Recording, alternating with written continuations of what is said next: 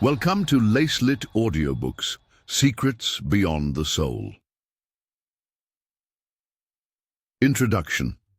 For too long we have been taught to trust only what we can touch, measure, or explain. Yet the deepest truths often hide in the shadows, in moments of stillness, in the spaces between thoughts, and in the unseen realms of our own being. These secrets are not mysteries locked away in ancient texts or distant temples. They live inside each of us, waiting to be remembered. This is not a journey for the faint-hearted. It asks you to question everything, your beliefs, your fears, your understanding of who you are. But in that questioning lies freedom, freedom from old patterns, from limiting stories, and from the invisible chains that hold our souls captive. As you read these pages, you will discover teachings that have been hidden, forgotten, or silenced throughout history. You'll explore the profound connection between your soul and the universe, uncover the nature of true knowledge, and awaken to a reality far richer and deeper than you ever imagined.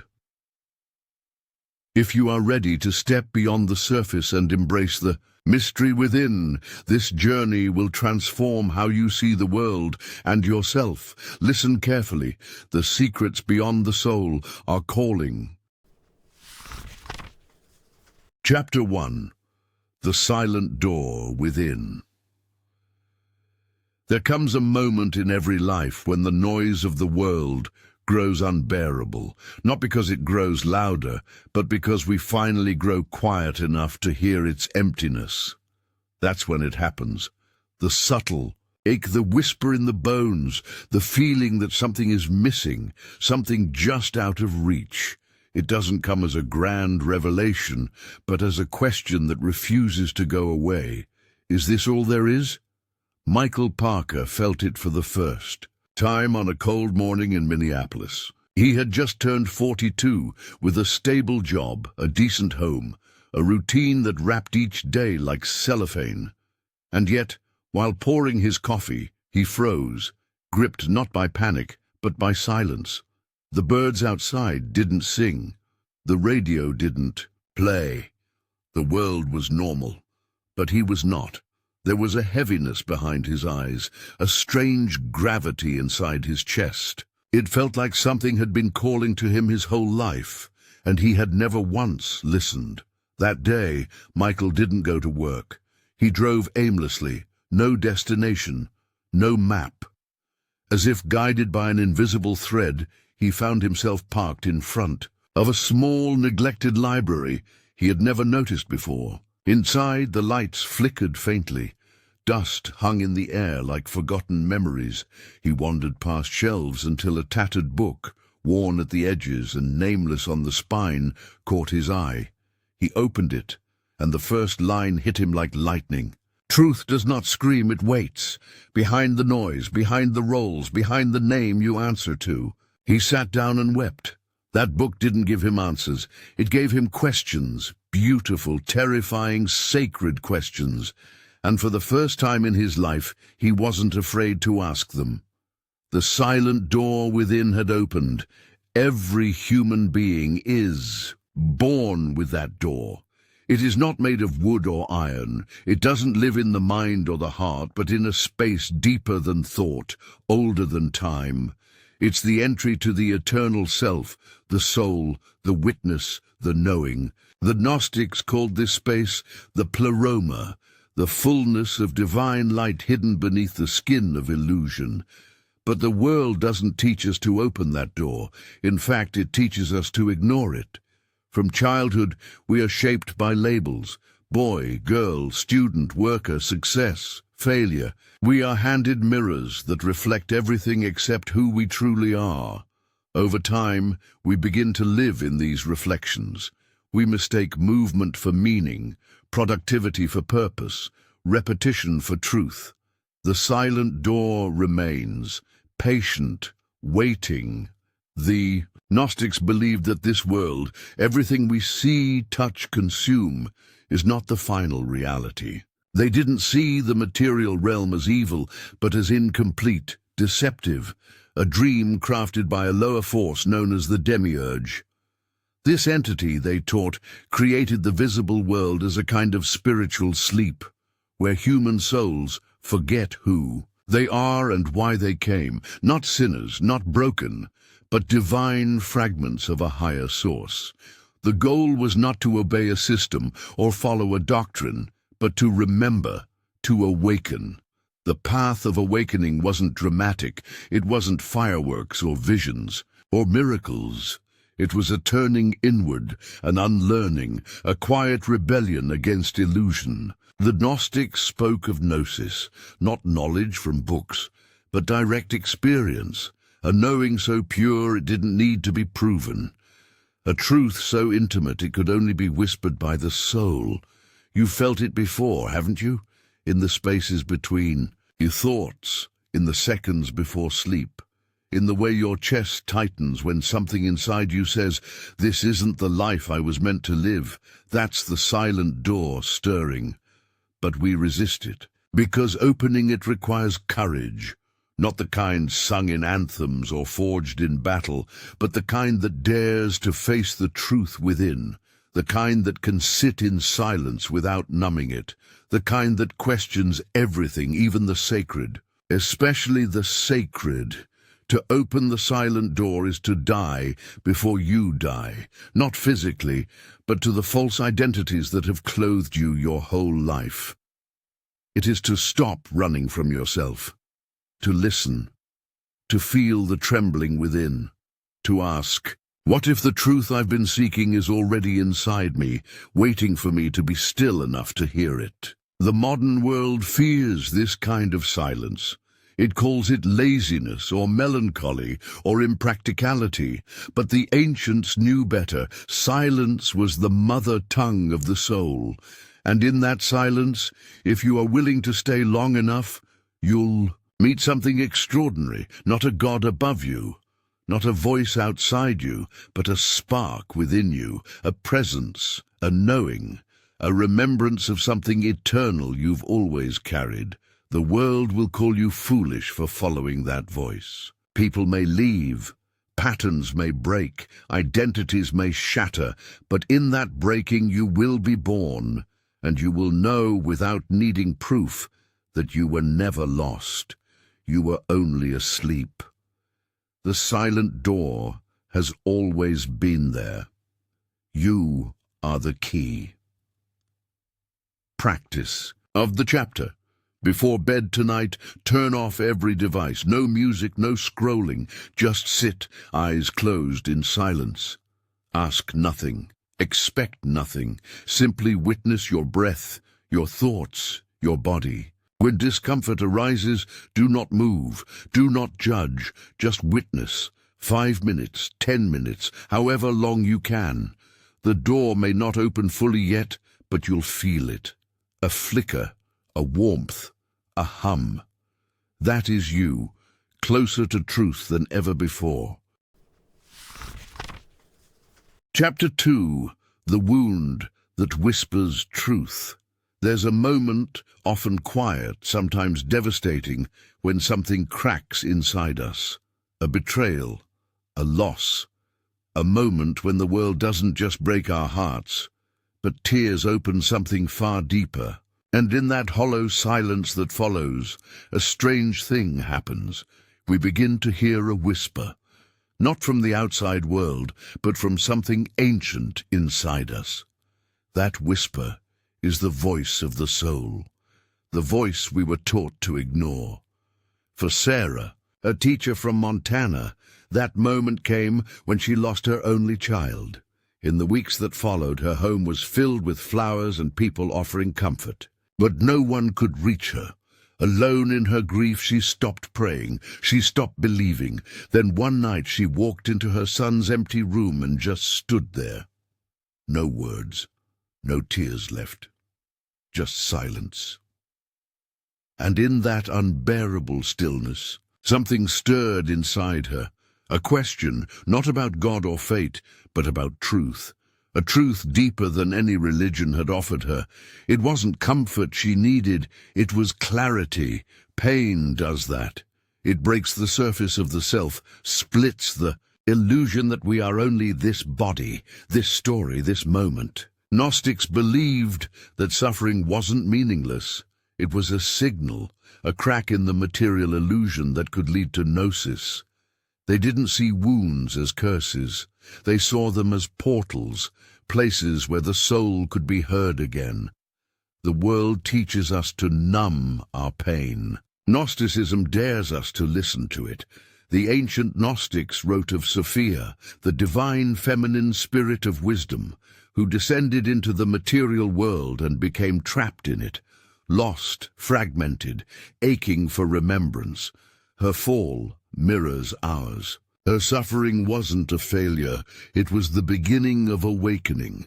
Just like our wounds, they are not proof we are broken. They are the echoes of something sacred, calling us back to who we really are. In today's culture, we are trained to seek quick fixes, painkillers, distractions, even toxic positivity. But Gnosticism teaches that confronting the wound is the first step toward inner liberation. The soul's knowledge, the gnosis, doesn't arrive when we feel powerful. It arrives when we feel shattered. That's when the veil thins. That's when the lie of the material world starts to dissolve. You might have felt it before, in the middle of a divorce, after being betrayed, while staring out of a hospital window. It's that moment when the world feels unreal, as if everything around you is just a script you no longer believe in. In Gnostic terms, that's not insanity, that's the soul remembering. You are not this chaos. You are not your bank account, your pain, your identity. You are something deeper, something the archons, the rulers of illusion, don't want you to find. Why? Because when you wake up to your divine origin, you can no longer be controlled. Your worth isn't defined by systems. Your truth isn't written by tradition. That's dangerous to any power that thrives on fear and conformity. The early Gnostics taught that suffering had a divine purpose, not as punishment but as remembrance. They wrote of the spark of light within every person, buried beneath the layers of flesh and thought. The demiurge, this false creator god, keeps you distracted from that light with noise, fear, and constant striving. But when pain strips all that away, the light becomes visible again. Sarah, months after her loss, found herself drawn not to a church, but to silence. She started meditating, reading texts she had once called heretical. And one day she read this line in the Gospel of Thomas: "If you bring forth what is within you, what you bring forth will save you. If you do not bring forth what is within you, what you do not bring forth will destroy you." She wept, not from sadness, but because something in her remembered. Her wound had not just broken her, it had opened her. The world doesn't need more people who have all the answers. It needs more people willing to walk through their questions, willing to listen to their wounds and not silence them. Because the soul doesn't speak through words. It speaks through longing, through ache, through dreams that won't die, through a quiet voice that says, "This isn't all there is." So ask yourself, what pain are you still running from? What truth is your suffering trying to show you? What have you buried in the name of survival that was actually your doorway to awakening? The Gnostics were not perfect. They didn't claim to be.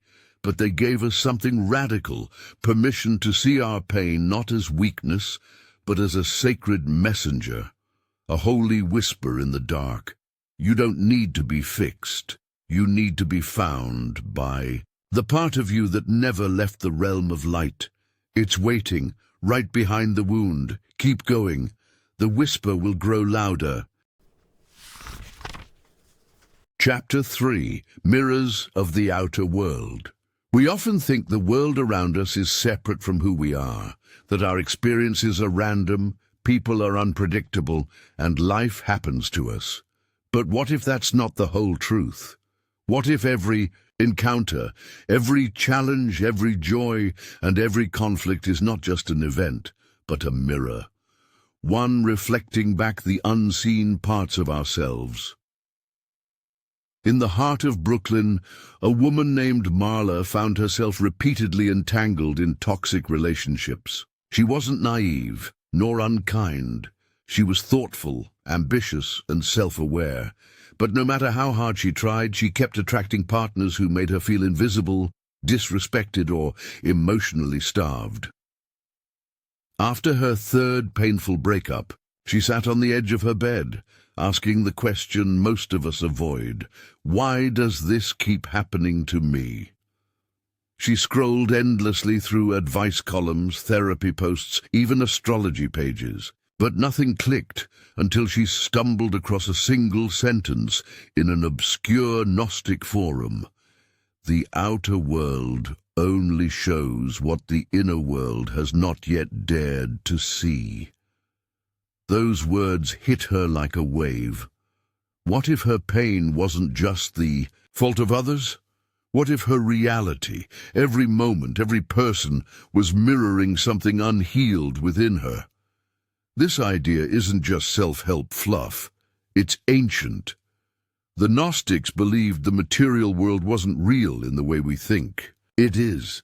It was symbolic, constructed by a lesser being, the demiurge, not to torture us, but to wake us. They taught that life, as we see it, is a veil of illusion designed to point us inward, to urge us to remember what we've forgotten. Our reality reflects our consciousness. This wasn't about blame. It was about power. You don't attract pain because you're broken. You attract it because your soul wants healing. The people who trigger you, the events that unsettle you, the patterns that repeat like echoes, they are messengers. They show you what's still unclaimed inside you. Marla realized that somewhere deep in her past, she had learned to associate love with emotional abandonment. Her father, often absent, taught her, without words, that affection must be earned through silence and self-sacrifice. So unknowingly, she kept choosing partners who echoed that same dynamic. Not because she wanted pain, but because her inner self was begging for it to finally be seen and released. Carl Jung once said, "Until you make the unconscious conscious, it will direct your life, and you will call it fate." The Gnostics would have agreed, except they would add, "Your reality is a sacred projection, a living metaphor, a mirror meant to awaken the divine spark within. When you stop reacting to life and begin reflecting on it, you see the patterns, you see the lessons hidden in chaos. You start asking, not why is this happening to me, but what part of me is ready to be healed through this experience? That question changes everything. Let's take betrayal, for instance. If someone betrays you, the mirror asks, where have you betrayed your own needs? If someone criticizes you, the mirror asks, why does their opinion have power over you? If the world keeps denying you love, money, or recognition, the mirror reflects, what limiting belief have you accepted as truth? This isn't always comfortable. The truth rarely is. But it's freeing, because if reality is a mirror, you don't need to control everything. You just need to understand what it's showing you. You stop fighting the world, and you start listening to it. Marla's life didn't change overnight, but something within her shifted.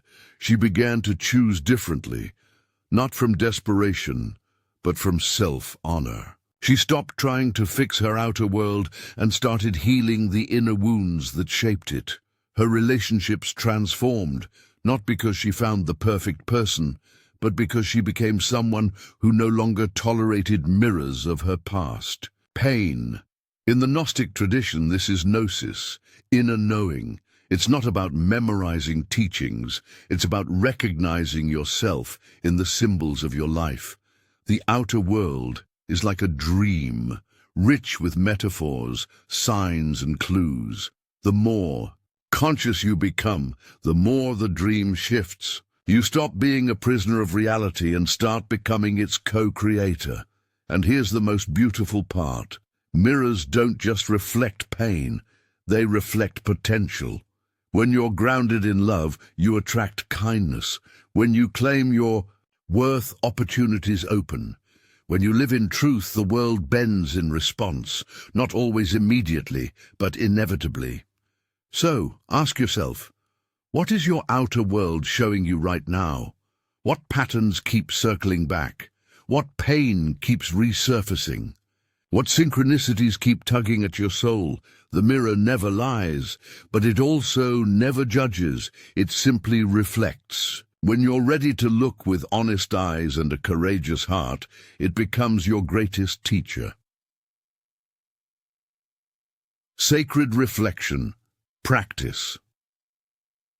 Each night, take 10 minutes to reflect on your day.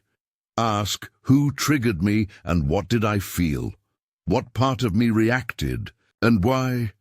What belief might I be holding that this experience exposed? Then ask, what did I experience today that reflected my growth? Where did I feel aligned, seen, or powerful? Write without filters. Be radically honest. Over time, this practice will reveal your subconscious patterns and help you rewrite them consciously. Chapter 4. The Disguise of the Ego. From the moment we take our first breath, the ego begins its quiet construction.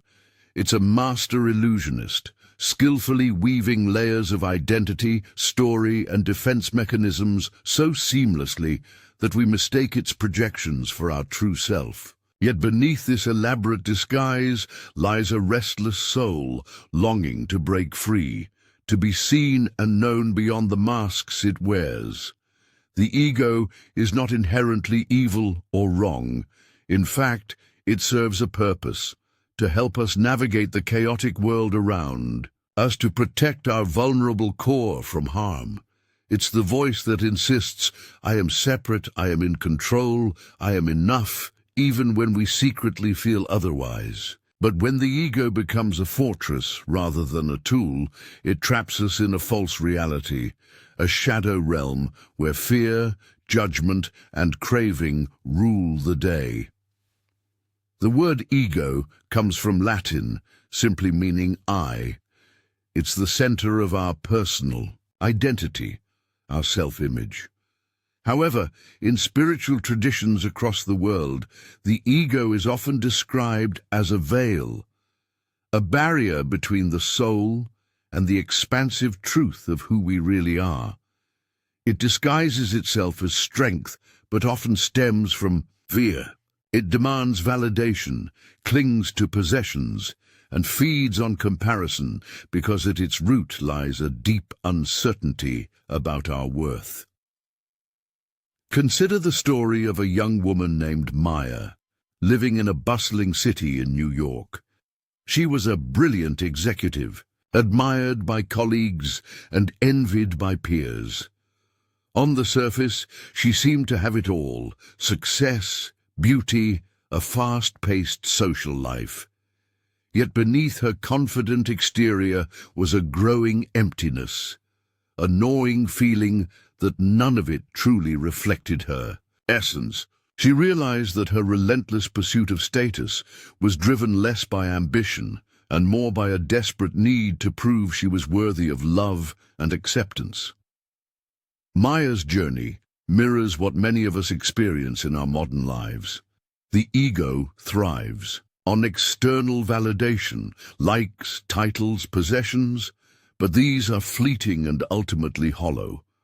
When we identify with the ego's narrative, we become prisoners to a story that never truly satisfies. We become actors on a stage, performing roles that distance us from our inner truth. But why does the ego build such a convincing disguise? Because to confront it is to face the unknown depths of ourselves, the parts we hide even from our own awareness. Beneath the ego's facade lies vulnerability, pain, and a longing for connection that can feel terrifying to acknowledge.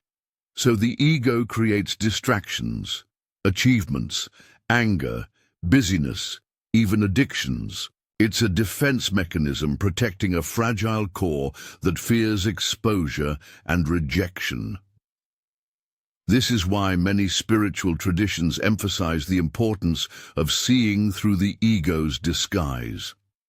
To awaken is not to destroy the ego, but to recognize it for what it is, a part of us, but not the whole. The first step is awareness, noticing when the ego speaks, understanding its motives, and gently disentangling from its grip. The ancient practice of mindfulness teaches us this very skill: to observe thoughts and emotions without judgment, to witness the ego's dramas from a place of stillness. In this space, the ego's power begins to soften. We realize that the voice of "I must be perfect" or "I am not enough" is just one story among many, not an absolute truth. Psychologist Carl Jung described the ego as the persona, a mask we present to the world. But beneath it lies the self, the totality of our being, encompassing both light and shadow. The spiritual path invites us to meet this self with courage and compassion, embracing all parts of ourselves, not just the polished image the ego demands. Yet this unmasking is rarely comfortable.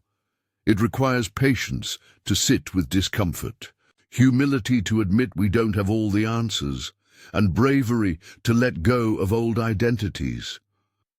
Maya's breakthrough came when she stopped chasing the approval of others and began listening to the quiet voice inside, one that didn't ask for validation, but simply invited her to be present. She began practices that helped peel away the layers of ego, journaling her fears, meditating in silence, and seeking moments of genuine connection without performance. Slowly, the disguise began to crack, revealing a soul more vibrant and free than she had imagined possible. The ego's disguise can also manifest collectively in families, communities, and cultures as stories that bind us to limited beliefs about who we are and what is possible. These collective egos shape politics, social systems, and even our sense of purpose. Recognizing this is part of the greater awakening, understanding that liberation from ego is not only personal, but deeply interconnected. In the silence beyond ego's noise, there is a vast freedom, a space where the soul breathes without constraint. Here love is unconditional, truth is expansive, and the boundaries between self and other begin to dissolve. This is the secret the ego wants to keep hidden, because it knows that when we awaken to our true nature, the illusions it depends on lose their hold. So how do we live with the ego without being enslaved by it? The answer lies in balance, honoring the ego's role in our survival while nurturing the soul's desire for freedom. It is an ongoing dance. Sometimes the ego leads, sometimes the soul. But with awareness, the rhythm shifts, and we learn to move through life with grace, authenticity, and compassion. If there is one sacred practice to begin unmasking the ego's disguise, it is this: pause. In moments of stress, anger, or insecurity, stop and ask yourself, who is speaking right now? Is this my true self, or the voice of fear disguised as me? This simple question cracks open a space between the ego's chatter and your deeper knowing. From that space, you can choose to respond differently, not with reactivity, but with presence. Over time, these moments build a new way of being where the ego no longer rules, but serves. And in that surrender, you rediscover the radiant soul beneath the disguise, waiting, always waiting, to be fully known and fully free. Chapter 5. The Pulse Beneath Time. Time. It flows relentlessly like a river carrying us forward, a constant, unstoppable force marking the rhythm of our lives. We measure our existence by it, seconds, minutes, hours, birthdays and anniversaries, deadlines and history books. It shapes everything we know about reality. Yet what if time itself is not what it seems? What if beneath this ticking clock lies a deeper pulse, a hidden rhythm that transcends past, present and future? For most of us, time is a master and a jailer. It pressures us with the fear of running out, a countdown to aging, loss and death. We race against it, try to control it or escape it through distraction. But many ancient wisdom traditions whisper a startling secret. Time is not linear. It is fluid, malleable, and deeply connected to the soul's journey. Beyond the clock, hands and calendars, there is a pulse, a heartbeat beneath time, that connects all moments into an eternal now. The philosopher Henri Bergson called it la durée, a duration of pure experience that can't be chopped into minutes or hours. The mystics called it timelessness, a place where past, present and future collapse into one infinite moment. And the physicists, probing the edge of reality, discovered that time bends and stretches depending on speed and gravity. But even their theories touch only the surface. The pulse beneath time is felt in a different way, as a deep knowing inside, a place where memory and destiny meet. Think about your own life's most vivid moments. The first kiss, the loss of a loved one, a moment of awe staring at the night sky. These memories don't fit neatly into a timeline. They ripple across your consciousness, sometimes feeling as if they happened yesterday, sometimes as if they happened centuries ago. Why? Because within the soul's vast landscape, time is not linear. It is a tapestry woven from experiences, emotions and truths that transcend the limits of clocks. This idea is not just poetic, it is central to many spiritual teachings. In Native American tradition, for example, the medicine wheel symbolizes cyclical time, reminding us that life flows in seasons, circles, and spirals rather than straight lines. The Buddhist concept of samsara shows existence as a cycle of rebirth, not a one-way march to oblivion. Even modern quantum physics suggests the possibility of multiple timelines, a multiverse where every choice creates new realities. If time is not fixed, what does that mean for your life now? It means the past is not dead and the future is not written. The pulse beneath time is the soul's frequency, a vibration that connects all moments, all lifetimes, all possibilities. It invites you to step out of the tyranny of the clock and into a more expansive experience of reality, to feel that your essence is eternal, unbounded by seconds or years. Many who have touched this pulse describe it as a profound peace, a letting go of regret and anxiety, replaced by trust in the unfolding mystery. The soul remembers itself as timeless and whole, and the burdens of linear time begin to dissolve. This is not fantasy or escapism, but a deep knowing grounded in direct experience. Psychologist Carl Jung wrote about this in his studies of the unconscious. He observed that symbols, dreams, and archetypes come from a collective realm beyond time, where the soul taps into universal truths. When you dream or meditate, you are touching this pulse, connecting to moments outside your personal timeline, where healing and insight can emerge. But how do we access this pulse beneath time? The answer is as simple as it is challenging: presence. To stop chasing the next thing, stop regretting what was, and fully inhabit the moment you are in. It's the practice of mindfulness, paying attention with open curiosity to the now, without judgment. When you do this, time seems to slow or even disappear, revealing a deeper rhythm beating beneath all change.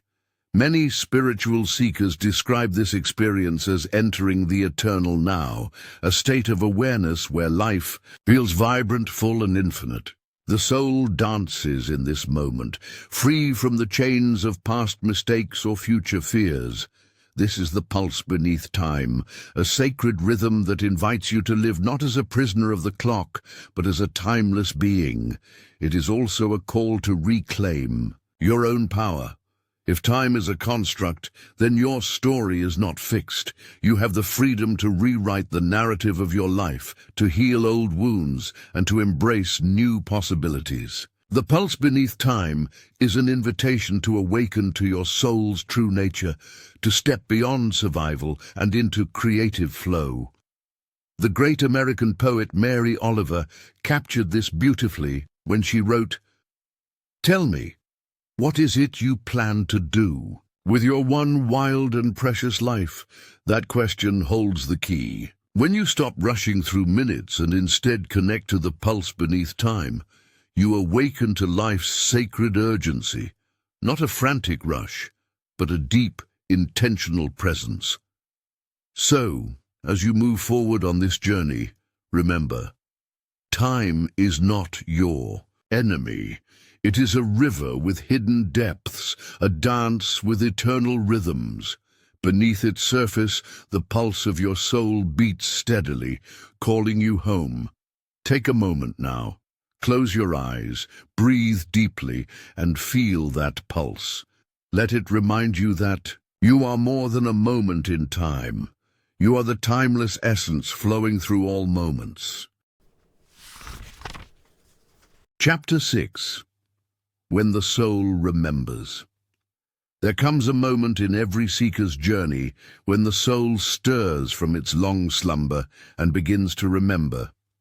Not in words or ideas, but in a deep, visceral knowing. This awakening is not a sudden explosion, but a gentle unfolding, like the first light breaking over a horizon long forgotten.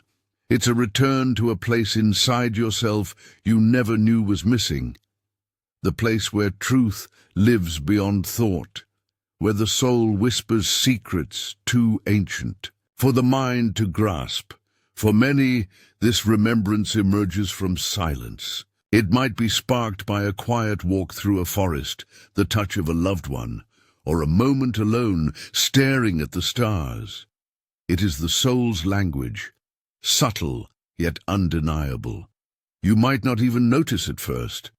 Perhaps it feels like déjà vu, a sudden rush of emotion, or an overwhelming sense of peace amid chaos.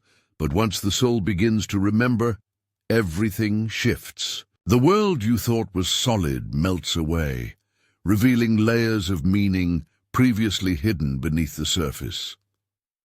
In the history of mysticism, this awakening has been described in countless ways.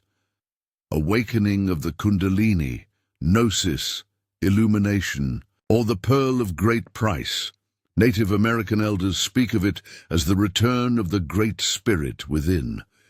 Sufi poets call it the unveiling of the beloved inside us all. Despite the varied language and imagery, the core experience is universal.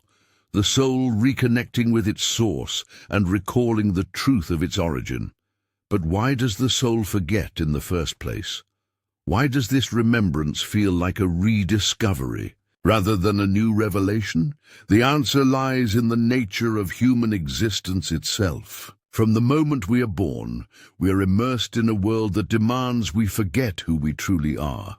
Our identities are shaped by labels, expectations, and external validations.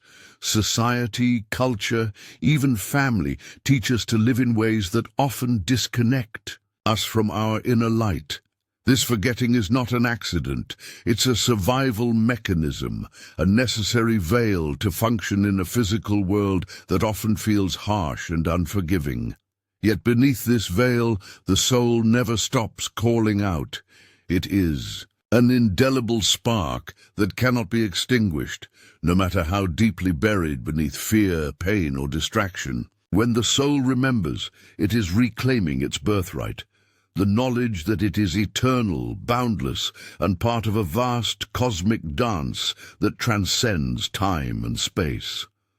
The process of soul remembrance is both a gift and a challenge. It asks us to face the parts of ourselves we have hidden away, grief, anger, doubt, and longing. It demands courage to confront the illusions we have built around our identity and to step into a deeper vulnerability. But in doing so, it also offers profound healing. The memories that rise are often memories not of this lifetime alone, but echoes of past lives, ancient wisdom, and universal truths etched into the very fabric of our being. Consider the story of Maya, a woman from Asheville, North Carolina, who describes her awakening as a quiet revolution. For years, she struggled with anxiety and a feeling of emptiness despite outward success. One evening, while sitting in her garden, she felt an overwhelming wave of peace and clarity wash over her. It was as if a fog lifted, revealing a vast inner landscape she had long forgotten. Suddenly, memories not from her current life surfaced. Images of ancient temples, languages she had never studied, and emotions she could barely name. This experience did not frighten her. Instead, it opened a door she could no longer ignore. Maya's story is not unique. Countless people around the world report moments when the soul remembers, a sudden knowing that changes everything. These moments are rarely dramatic or flashy.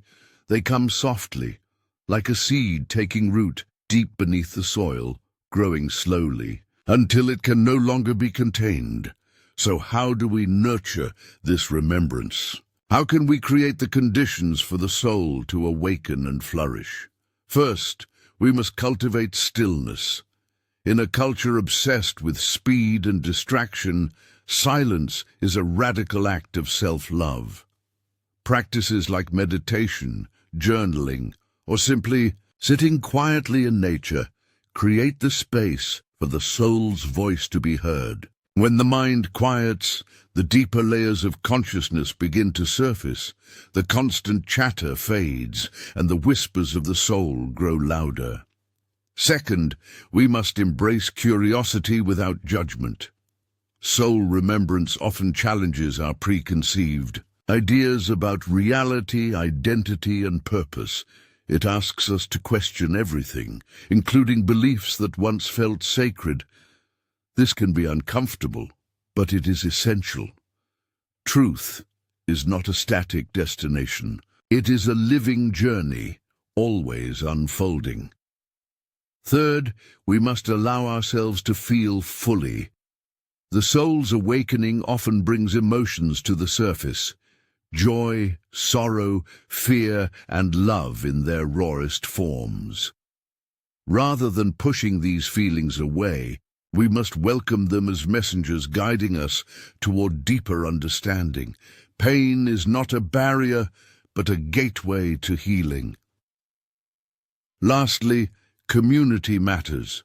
Sharing the journey with others who understand the language of the soul can provide support and inspiration. Whether through spiritual groups, workshops, or simply honest conversations, connection reminds us we are not alone on this path. The soul remembers not to bind us to a doctrine or dogma, but to free us from the illusions that limit our experience. It invites us to live with more authenticity, compassion, and awareness. It teaches us that the deepest truths are felt, not merely thought. When the soul remembers, life itself becomes a sacred text, each moment a page filled with meaning and possibility. The ordinary transforms into the extraordinary. You begin to see patterns in chaos, light in darkness, and unity in diversity. This awakening is the heart of Secrets Beyond the Soul, the invitation to reclaim your own inner wisdom and step fully into the mystery of who you truly are. Chapter 7. The Gravity of Desire. Desire is one of the most primal forces in human experience, an invisible pull that shapes our thoughts, actions, and even the very course of our lives. From the earliest moments we can remember, desire has whispered to us, urging us towards something beyond the present, a longing for love, success, validation, or meaning. It can ignite a fire within us or become a silent chain that holds us captive. In many spiritual traditions, desire is seen as a double-edged sword. On one hand, it's the spark that ignites creation, the drive that pushes us to grow, evolve, and seek deeper truths. On the other, desire can become a heavy weight, anchoring the soul to illusion, pain, and endless craving. It is the gravity, pulling us toward the material world, often distracting us from the inner journey that lies beyond. But what is desire, really? Is it simply a biological urge, a mental obsession, or is it something deeper, something woven into the very fabric of our soul's story? The dance between light and shadow. To understand desire's power, imagine it as a dance between light and shadow within the human heart. Desire in its purest form is the soul's call to remember itself, to reunite with the wholeness lost in the fragmented experience of physical life. It is the longing for connection with something greater, a yearning for the divine or the mysterious force that animates all life. Yet desire is often misunderstood. When it turns toward external objects, wealth, relationships, status, it becomes a shadow, a trap that breeds dissatisfaction. The more we chase, the more elusive fulfillment becomes. This cycle of craving and temporary satisfaction can blind us to the deeper hunger beneath, the hunger for truth, for meaning, for freedom. This dual nature of desire was recognized long ago. The ancient Greeks named two types of love and desire, eros and agape. Eros represents passionate longing, often tied to the physical and emotional. Agape is unconditional love, a higher desire for unity and transcendence. The challenge for the soul is to transform desire from eros to agape, to turn the energy of craving into the energy of awakening. Desire as a cosmic force. Beyond personal yearning, desire can be seen as a cosmic force, the invisible gravity that moves the universe itself. In many esoteric teachings, desire is not something to suppress, but to understand and harness. It is the driving energy behind creation, the force that pulled the first particles into form and continues to propel life forward. The famous mystic Rumi captured this beautifully. Let yourself be silently drawn by the strange pull of what you really love. It will not lead you astray. Desire, when aligned with the soul's true calling, becomes a compass, a magnetic force that guides us toward purpose and awakening. But this requires deep awareness. Without conscious attention, desire becomes addictive and compulsive, causing suffering. The mind confuses desire with happiness, leading to endless cycles of disappointment. The key lies in discerning between surface desires and soul desires. The former are fleeting and often imposed by society or ego. The latter are whispers of the soul's deepest truth. When desire becomes attachment, the trouble begins when desire turns into attachment, the desperate need to hold on to something for fear of loss or emptiness. Attachment chains the soul to external forms, creating illusion and suffering. This is the gravity that many spiritual traditions warn us about, the gravity of desire that pulls the soul into cycles of birth, death, and rebirth. Buddhism teaches that attachment is the root of suffering, but it doesn't teach us to kill desire. Instead, it invites us to see desire clearly and understand its nature. This subtle awareness transforms our relationship with desire from one of enslavement to one of mastery. The path is not about denying desire or living a life devoid of passion. Rather, it's about cultivating a sacred relationship with desire, where we honor its energy without becoming enslaved by it. This begins by noticing what we truly desire beneath the noise, the deep longing that calls us to awaken, to heal, to become more fully ourselves. Desire as the doorway to the soul. Ironically, desire is often the very doorway through which the soul begins to wake up. It is the crack in the illusion, the initial pull that awakens curiosity and questions. If we are willing to lean into the discomfort of craving rather than pushing it away, desire becomes a teacher. When desire is felt deeply and honestly, it reveals the places within us that feel empty or forgotten. It asks us, what is missing? What do you truly seek? In this way, desire becomes a sacred mirror, reflecting back to us the soul's hidden wounds and unspoken dreams.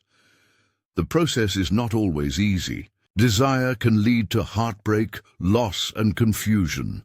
But through these experiences, we are invited to go deeper, to peel away layers of false identity, and to discover the eternal flame that burns beneath the shifting tides of wanting and needing, embracing the gravity. To embrace the gravity of desire is to accept its presence as part of the human experience and the spiritual path. It means walking the fine line between surrender and striving, between longing and peace. Practical steps toward this balance include mindfulness, simply noticing when desire arises without judgment or resistance. Meditation and contemplative practices help create the space to witness desire as a passing wave rather than a permanent state. Journaling can reveal patterns and hidden motivations behind cravings. Above all, cultivating compassion for yourself during moments of desire is essential. Desire can make us feel vulnerable, exposed, or even ashamed. Remember, desire is a sign that the soul is alive and searching. The promise beyond desire. When desire is embraced consciously, it transforms from a trap into a ladder.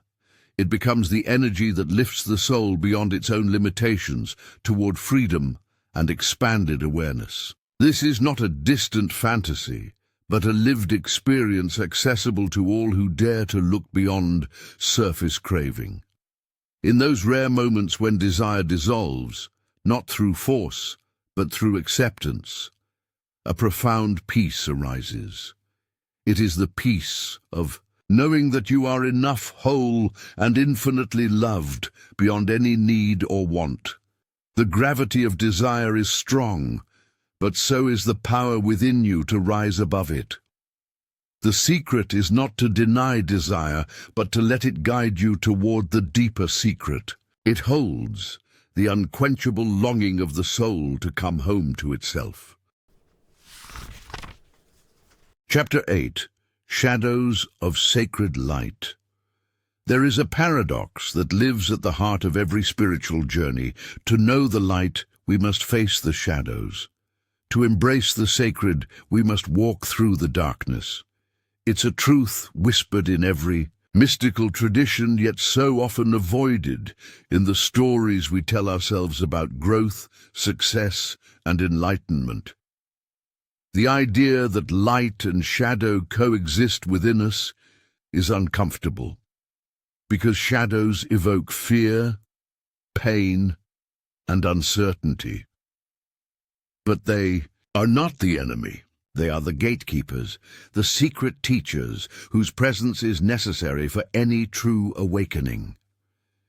In the quiet moments before dawn, when the world holds its breath between night and day, there is a stillness pregnant with possibility.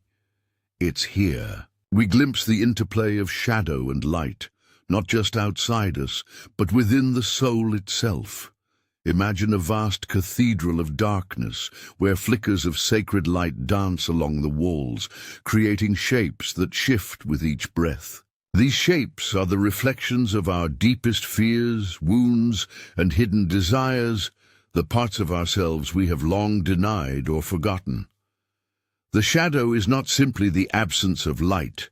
It is an active force, a living presence within the psyche. Carl Jung, the Swiss psychologist who gave shadow work its name, described it as the unknown dark side of the personality. It contains everything we have rejected, the impulses, memories, and traits we bury beneath the surface to fit in, to be loved, to survive. But the shadow is not inherently bad. In fact, it carries immense power. It is the wellspring of creativity, the source of our raw vitality, and the doorway to profound transformation. When we deny our shadow, we live in a fragmented state. We project our fears onto others, blame the world for our pain, or chase after hollow ideals of perfection. This creates a tension that can never be resolved by external means, because the root lies inside. The shadow whispers from the depths, longing for recognition and integration. Spiritual traditions around the world recognize this dance of shadow and light in their own ways. In Taoism, the yin and yang symbol teaches us that opposing forces are complementary and necessary. Darkness contains light, and light holds darkness.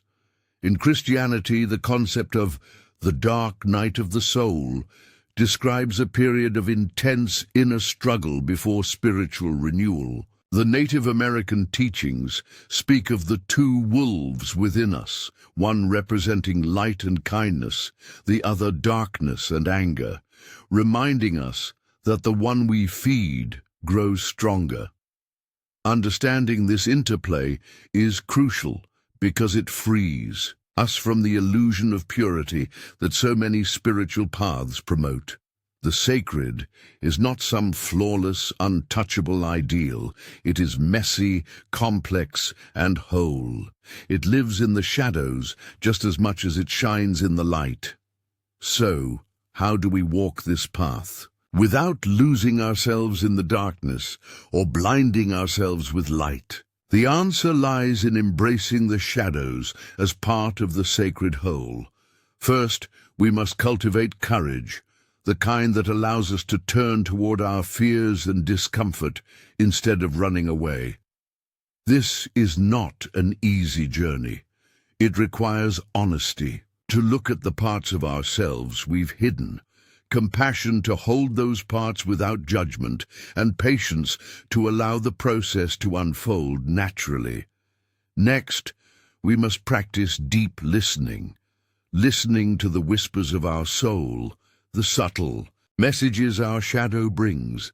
Sometimes these come as dreams, sometimes as sudden emotions or recurring patterns in our relationships. Instead of reacting with resistance, we lean in with curiosity and openness. Finally, we learn to integrate. Integration means bringing the shadow into the light, not by eliminating it, but by acknowledging its place in our story.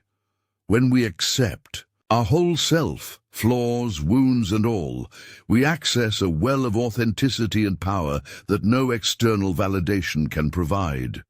This sacred integration transforms the shadow from a source of fear into a guardian of wisdom. The pain stored there becomes a teacher, the anger a catalyst for change, and the hidden desires the seeds of new growth.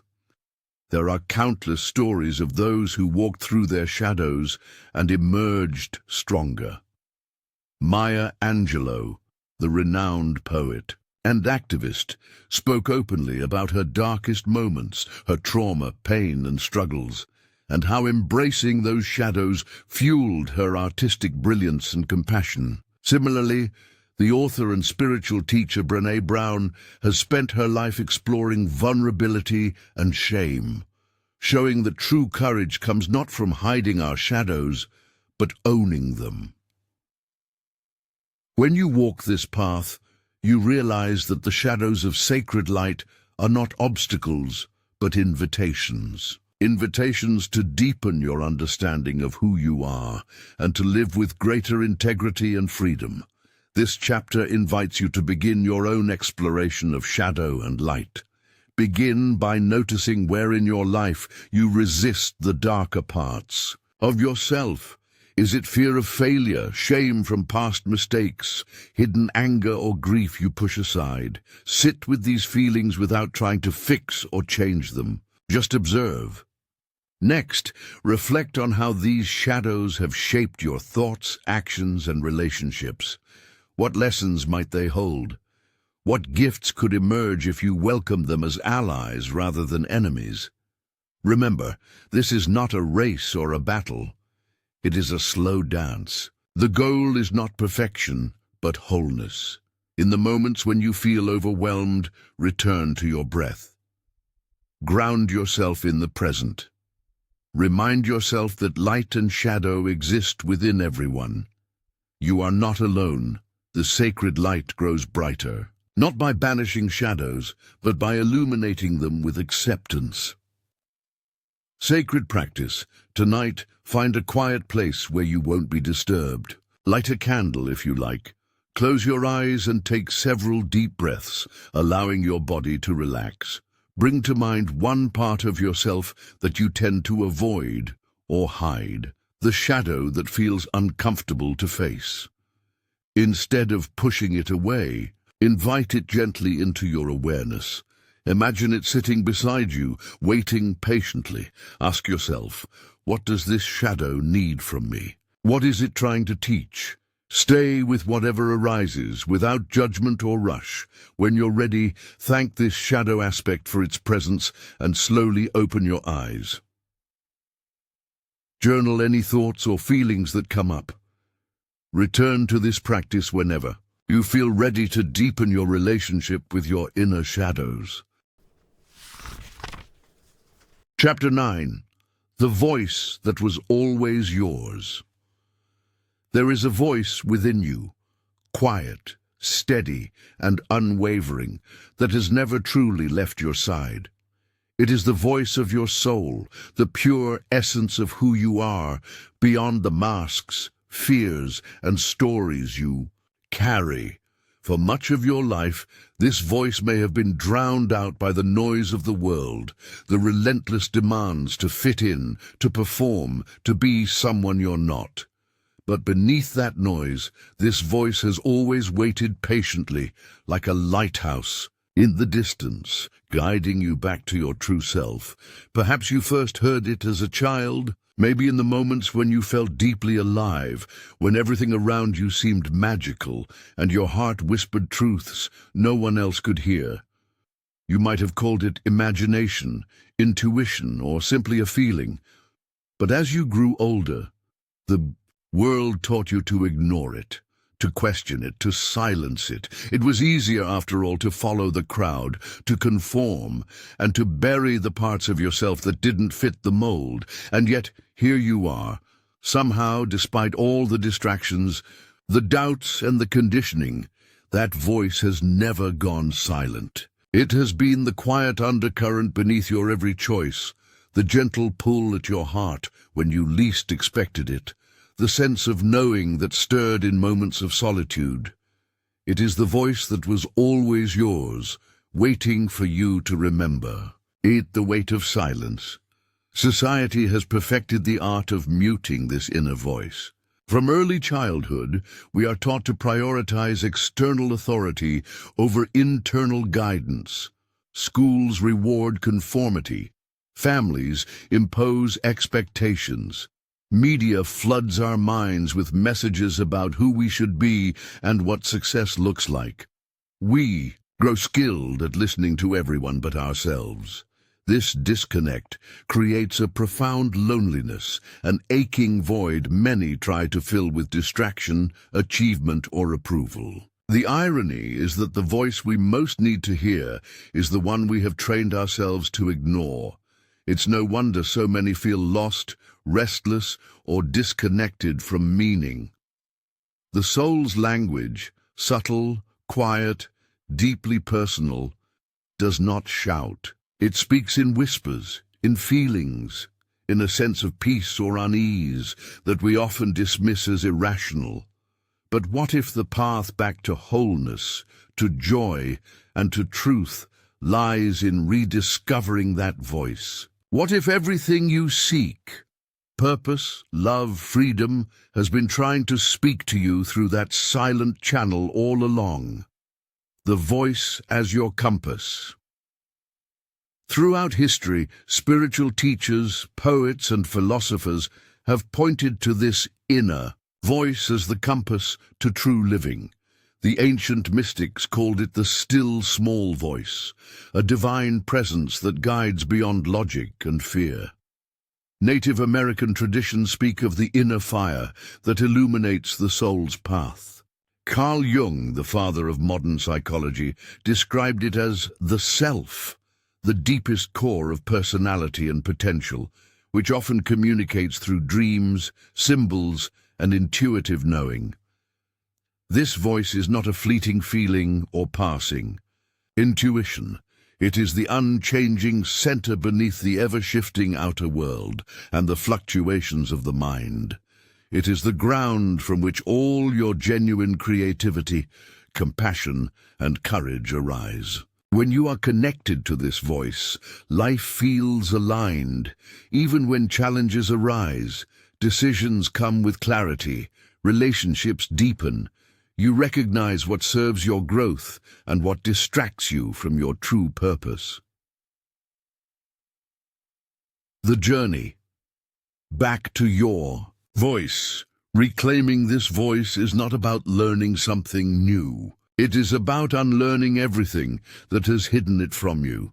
It requires courage to face the discomfort of silence, patience to sit with your own thoughts, and compassion to forgive the parts of yourself that doubted or abandoned your truth. Sati. Journey begins with simple acts. Pausing daily to listen, trusting small nudges, and honoring feelings as messengers rather than problems to fix. Meditation, journaling, or long walks in nature can open the space where this voice thrives. But more than techniques, it is the willingness to show up for yourself, even when it feels scary or lonely. Expect resistance. The old programming will fight to keep you tethered to familiar but limiting beliefs. You may feel confusion, fear, or a sense of loss as illusions crumble, but remember, the voice that was always yours is steady and unwavering. It is the safe harbor amidst the storm. Stories of reconnection. Consider the story of Maya, a woman from Seattle who spent years chasing career success while ignoring the growing emptiness inside. Despite accolades and money, she felt disconnected from herself and others.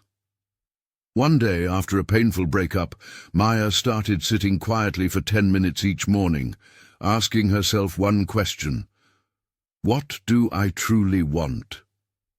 At first, silence greeted her, but gradually a quiet voice emerged, telling her to paint again, to slow down, and to honor her need for connection. It was not an easy path. Maya faced doubt, judgment from others, and her own fears. But she trusted the voice, and slowly her life began to shift. She left her high-stress job and started teaching art to children. Her creativity blossomed, and with it came a deep sense of peace and purpose. Maya's story reminds us that the voice within is not just poetic. It is practical and powerful. Your voice is freedom. At its core, the voice that was always yours is freedom. freedom from external expectations, from fears that keep you stuck, and from identities that no longer serve your growth. It is the essence of your soul speaking through the noise, inviting you back to your unique truth. No one else can give you this voice. No book, teacher, or system can replace it. It is your birthright, your eternal companion. It waits not for perfect conditions, but for your willingness to listen. So today, breathe deeply. Quiet your mind for a moment. Feel beneath the surface of your thoughts. What is your soul trying to say? What truths have you buried? What dreams have you silenced? This is your invitation to hear again the voice that has been speaking to you all along, to step into the fullness of your own story, to reclaim the sacred dialogue between your heart and the universe. Because when you finally listen, you'll realize something profound. You were never lost. You were simply waiting to remember who you always were. Chapter 10. The Stillness That Transforms.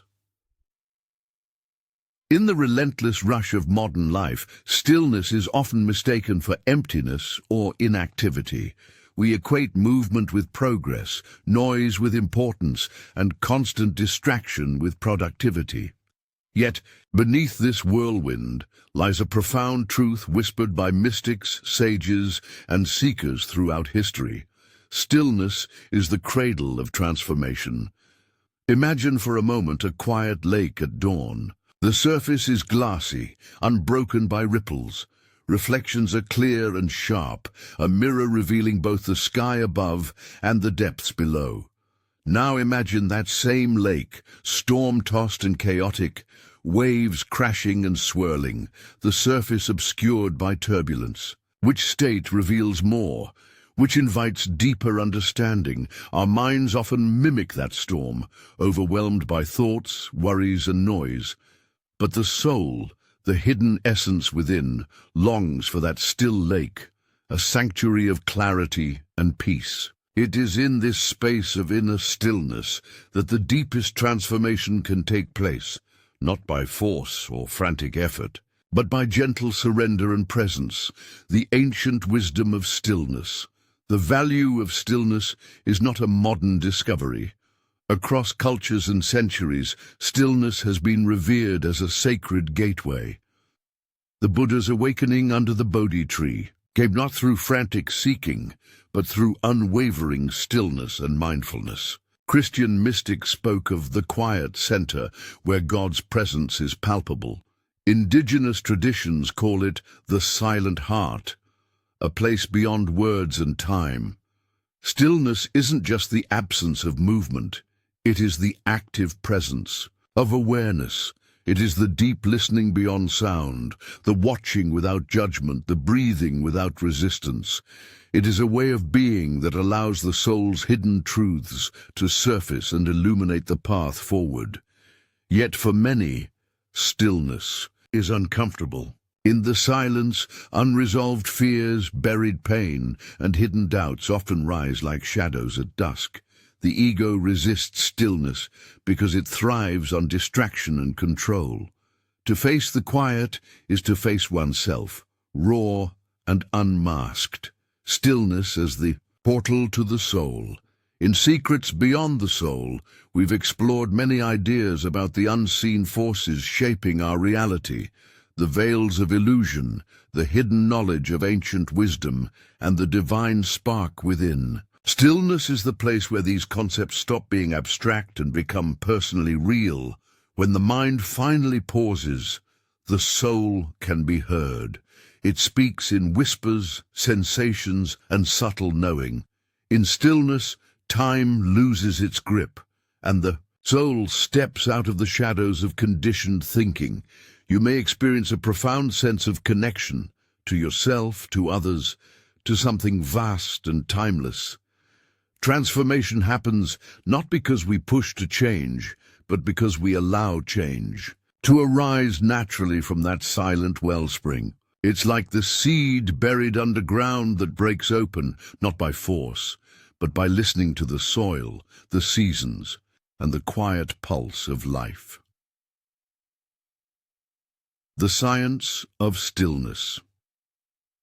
Modern science is beginning to confirm what ancient traditions have long known. Stillness and meditation have powerful effects on the brain and body. Neuroscientists observe that stillness activates the parasympathetic nervous system, our natural rest and digest mode, lowering stress hormones, improving immune function, and enhancing emotional regulation. Studies reveal that regular periods of mindful stillness increase gray matter in brain regions linked to attention and compassion. The brain's default mode network, the part active during mind-wandering and self-referential thinking, calms down, allowing clearer, more present awareness. In essence, stillness rewires the brain for greater balance and openness, creating fertile ground for the soul's growth and healing. It is a form of inner restoration that restores harmony between mind, body, and spirit. Practical steps toward stillness. Stillness is not reserved for monks or hermits. It is accessible to anyone willing to slow down and listen. Here are some simple ways to invite stillness into your daily life. Start small. Even 1 minute of conscious breathing, sitting quietly without distraction, can begin to awaken stillness. Create a sanctuary. Dedicate a small corner or time of day for stillness. It might be a morning ritual with a cup of tea or a few moments before sleep. Focus on the breath. Anchor your awareness on the natural rhythm of breathing. When thoughts intrude, gently return to the breath without judgment. Embrace silence, turn off devices, step away from screens, and allow yourself to experience silence fully, even if it feels uncomfortable at first. Observe without judgment. Watch your thoughts, emotions, and sensations as if you are a curious witness, not a critic. Be patient. Transformation through stillness is subtle and gradual. Trust the process and avoid forcing outcomes. The invitation of stillness. This chapter is an invitation to meet yourself not in the chaos of doing, but in the calm of being. To find the stillness that holds your deepest truths and the transformative power you carry within. The world outside will never slow down for you. News, obligations, and demands will never cease, but you can always return to the quiet sanctuary inside. There, the soul's secrets unfold, and the veils of illusion begin to lift. Stillness is not the end. It is the doorway. The moment when the soul remembers itself, shines with clarity, and steps forward renewed. In that sacred silence, transformation is not only possible, it is inevitable. If you embrace this stillness, you may discover that the truest changes in your life come not from frantic striving, but from the quiet courage to be present, open, and receptive. The soul in its infinite wisdom is waiting. Will you answer its call? Chapter 11. The Path That Walks You. There is a saying among ancient mystics: the path is not something you choose, it is something that chooses you. For many, the idea of a spiritual journey feels like a linear road, a series of deliberate steps leading to a destination. But the deeper truth is far more mysterious and profound. The path doesn't unfold according to our plans or expectations. Instead, it moves through us, around us, and often beyond our control. It is alive, sentient almost, an invisible current, carrying us whether we resist or surrender. When you first set out to explore the soul's secrets, you might imagine yourself as the traveler, equipped with a map, ready to conquer the unknown. But the path quickly reveals itself to be more like a river, sometimes calm, sometimes turbulent, carrying you forward in ways you cannot predict. You don't walk the path walks you. This realization can be both unsettling and liberating. On one hand, it challenges the illusion of control that our culture prizes so highly. We like to think we decide our futures, shape our realities, and steer our lives by sheer will. But spiritual wisdom invites you to relax that grip. The ego's desire to dominate fades when you understand that the soul's journey is guided by forces deeper than thought. Think of a seed buried in the dark earth. It doesn't choose when to sprout or where to send its roots. It listens to the earth, the water, the sun, and the subtle signals that tell it when to grow. Likewise, your soul knows the timing, the rhythms, and the shifts necessary for your growth. You are not the master gardener. You are the garden tended by the universe. The surrender to mystery. Surrender doesn't mean giving up or becoming passive. It means releasing the need for certainty and control and embracing mystery as a companion rather than an enemy. The path that walks you often leads through places of doubt, confusion, and even despair. These moments are not failures. They are the deep soil from which new life can emerge. When life feels chaotic or directionless, that's often the path's way of shaking loose old patterns, beliefs, and attachments that no longer serve your soul's evolution. It invites you to trust the process, even when the destination is invisible. Many spiritual teachers have described this as letting go and letting God, or surrendering to the flow. But what does that really mean in practice? It means turning inward, listening to the subtle nudges of your intuition, and responding with openness instead of resistance.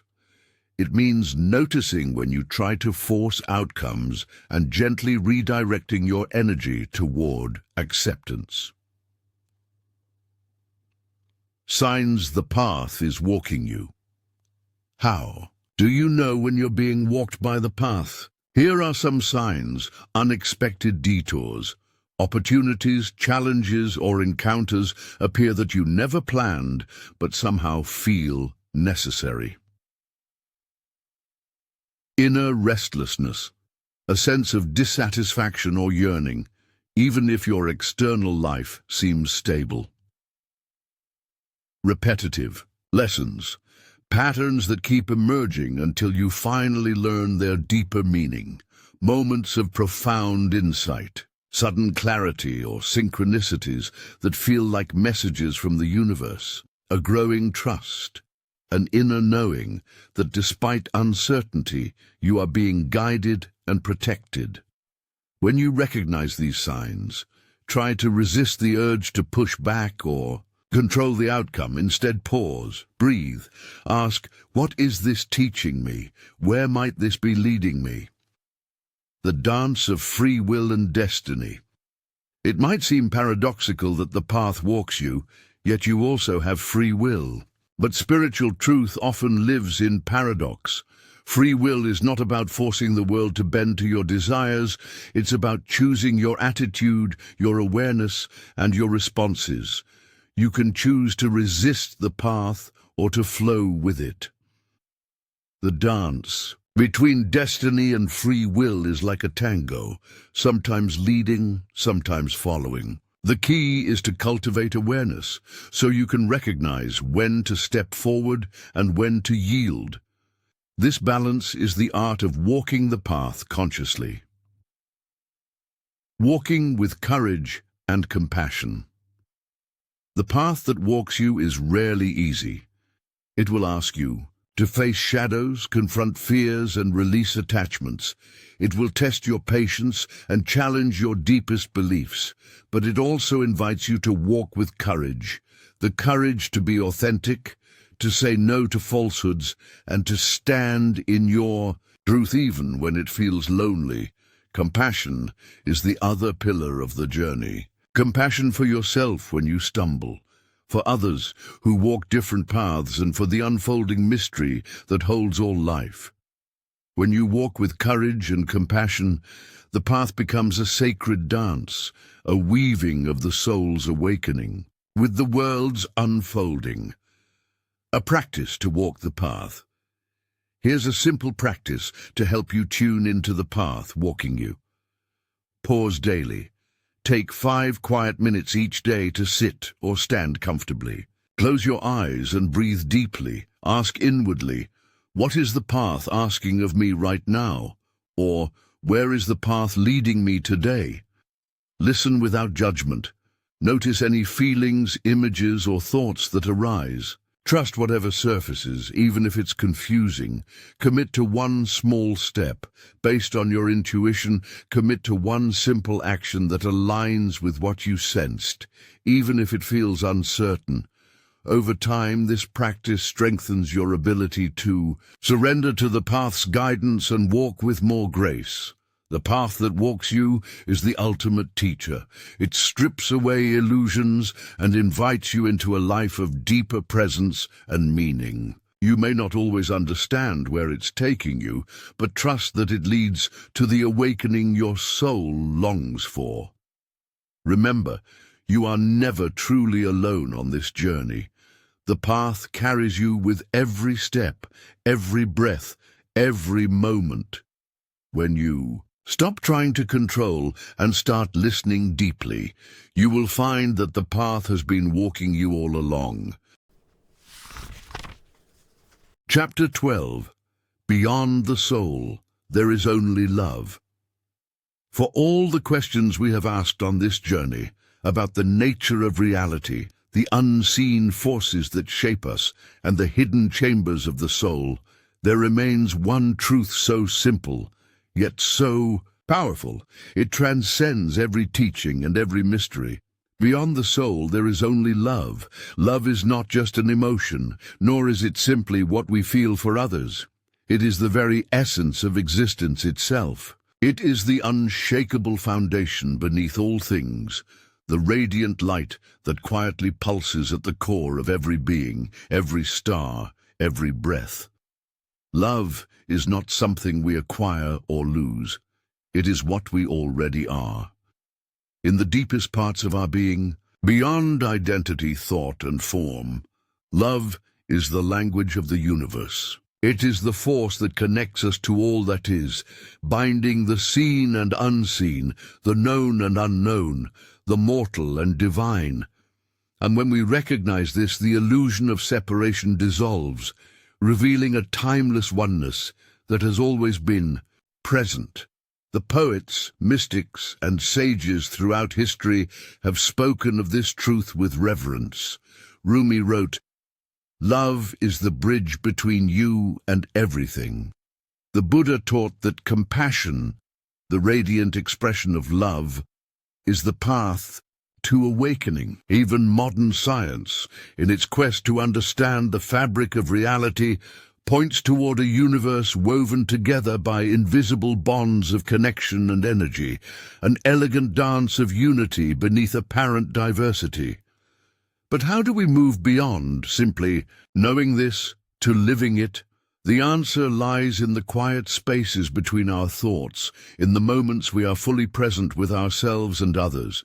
It is in the simple acts of kindness, the genuine smile shared with a stranger, the deep forgiveness offered to ourselves and those who have hurt us. These acts are not small. They are the sacred work of returning to love. Throughout this book, we have peeled back layers of illusion, confronted hidden fears, and explored the mysteries of the soul. Now, as we come to the end of this journey, the greatest challenge is to carry the flame of love into every moment of our lives, to allow it to be the guiding light that transforms pain into healing, division into unity, and doubt into faith. Love is also the ultimate freedom. When we live from love, we are no longer prisoners of past wounds, societal expectations, or limiting beliefs. We become radiant beings of possibility, capable of creating a new reality, one where compassion reigns and the soul can soar beyond boundaries. And here is the most profound secret. The soul itself is born of love, sustained by love, and destined to return to love. Our spiritual awakening is not about becoming something other than who we are. It is about remembering that we have always been love, cloaked in the illusions of separateness. In the final light of this truth, you might find that the questions you once clung to begin to soften.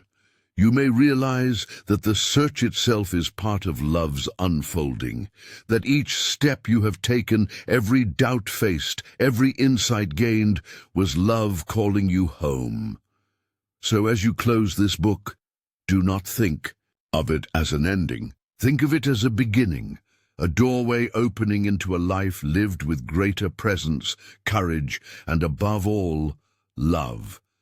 The love that is beyond the soul is waiting, not somewhere out there, but right here, inside you, ready to be seen and shared.